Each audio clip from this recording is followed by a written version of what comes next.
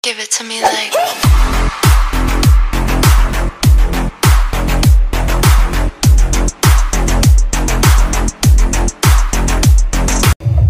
Hello guys, good morning. Mahaba na naman ang lalakari namin ni Cupcake dahil sa Dinagyang Festival merong close traffic. So every year talaga yan, hindi na ako naninibago. So we have to walk from Gaisano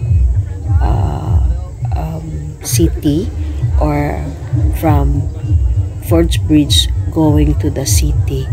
So yung lahat na tao lumalakad. Tingnan nyo guys, ang daming katao. Ayan.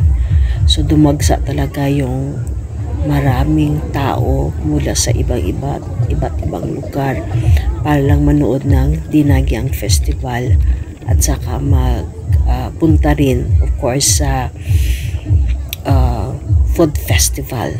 Kasi pag may Dinagyang Festival, meron ding food festival. So ayan. So kami ni Cupcake hindi kami manunood ng Dinagyang Festival. Iba naman yung trip namin ni Cupcake. Lilibutin namin ang buong Iloilo sa kakalakad ngayong araw. So samahan nyo kami guys ni Cupcake. Lalakarin namin ang buong Iloilo.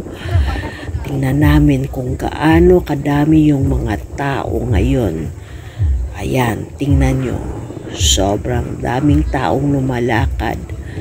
Ayan, hindi ba sumasakit yung paa nyo guys? Chara!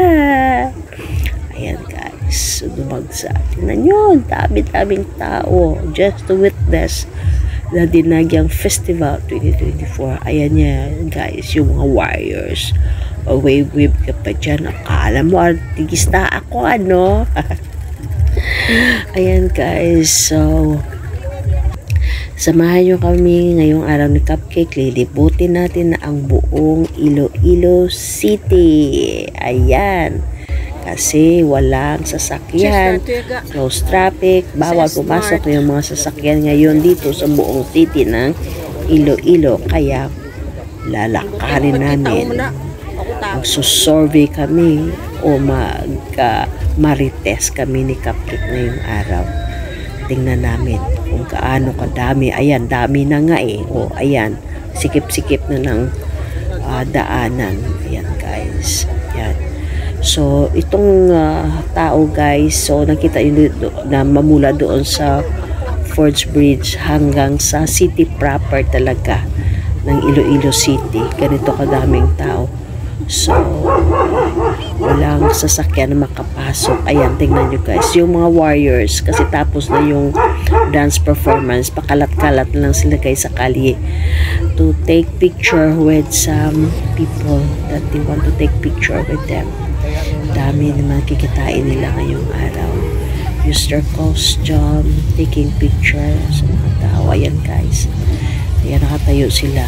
So pag magpakuha ka ng picture kasama nila, merong bayad yan. So hindi na ako tumanong guys, nagtanong sa kanila magkano yung magpakuha ng picture, kasi hindi naman ako ganin kamekas. Okay, halin kayo. Tara na, samahan nyo kami ni Cupcake.